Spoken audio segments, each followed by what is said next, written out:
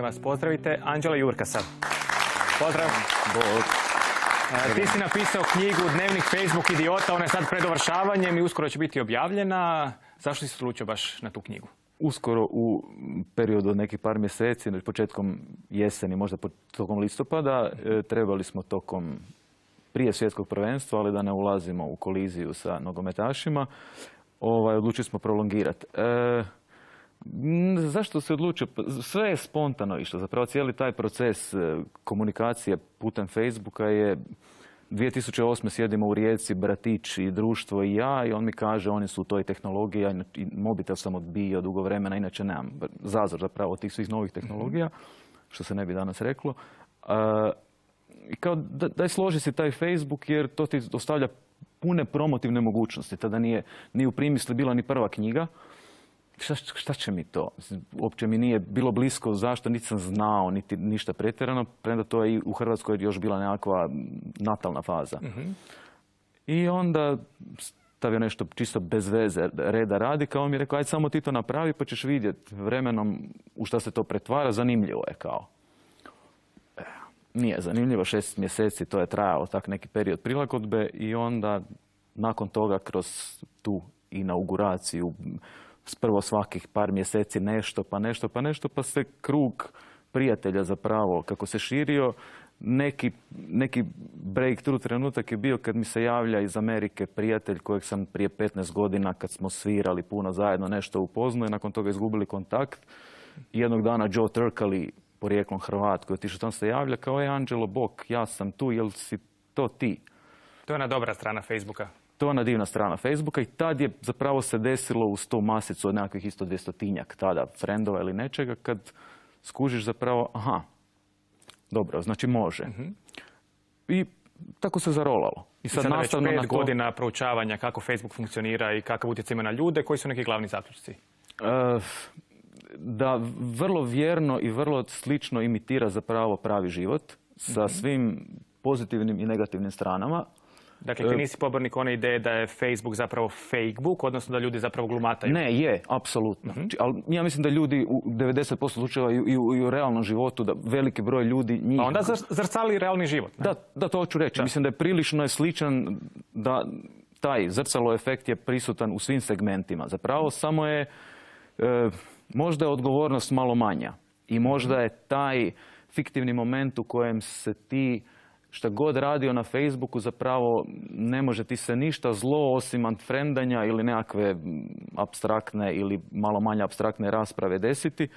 Tako da i ljudi koji su kukavice i pod navodnicima i bez navodnika u realnom životu, koji ne mogu podnijeti otvorenu komunikaciju u smislu ajmo pričati o dobrim i lošim stranama, na toj strani, to su čini mi se oni nastavci nekadašnjih forumaša koji su jaki pod nickname-ovima, ali na ulici svi puc, pogled dolje, zacrvenim se i ne mogu izdržati komunikaciju oči u oči. Meni je Facebook, za razliku od Šaleta i za razliku od drugih gostiju, čini mi se, daleko mi je više interesantni kao poligon, pošto ne zarađujem trenutno nikakvu lovu, nažalost, od toga poligon za otvorenu komunikaciju.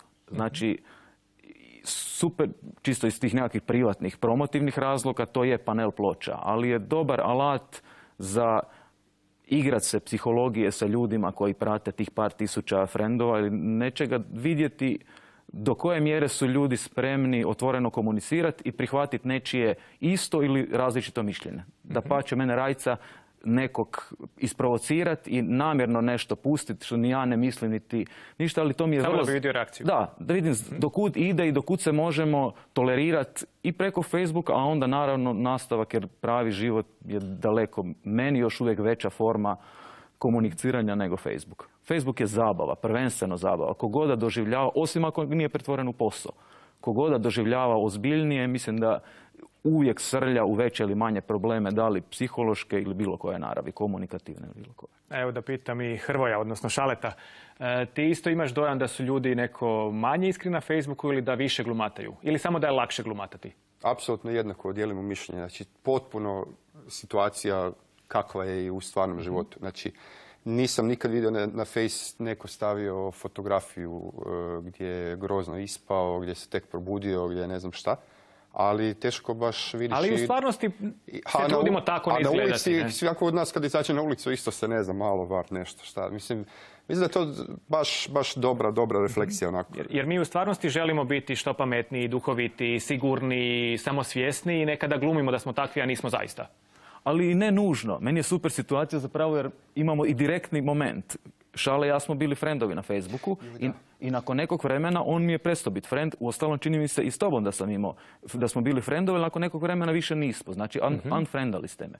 I onda slučajno sretnemo se jednog dana, a znamo se kao mimo i sve je okej, sretnemo se u pravom životu i on mi veli, a znaš šta, kao ti si meni super lik i sve cool i super kad si bijesan i nabijen i onda potegne i Clash i Public Enemy su bili jer kao moj teritorij glazba bili bijesni, to je okej, ali kao meni je too much kad ti napadaš one koje su meni intimno bitne stvari, tipa nogometna reprezentacija je bila, tipa nešto, ono što sam kao ja izmislio, tipa te fotkanje noga, točanje u moru ili nešto, ja sam nešto valjda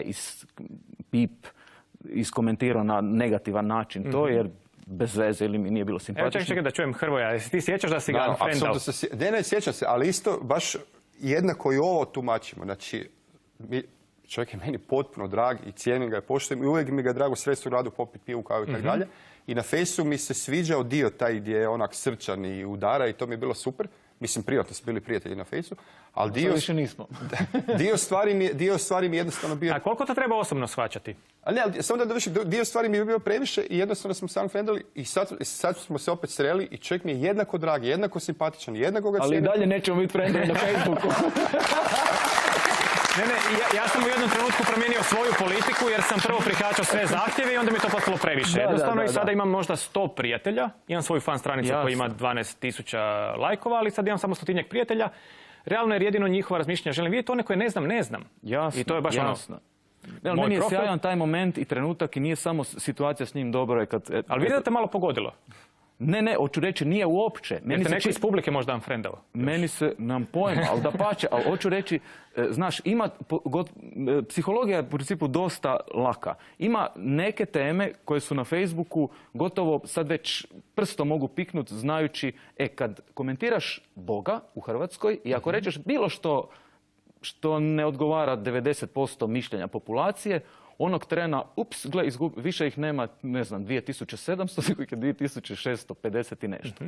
Je, super, way to go.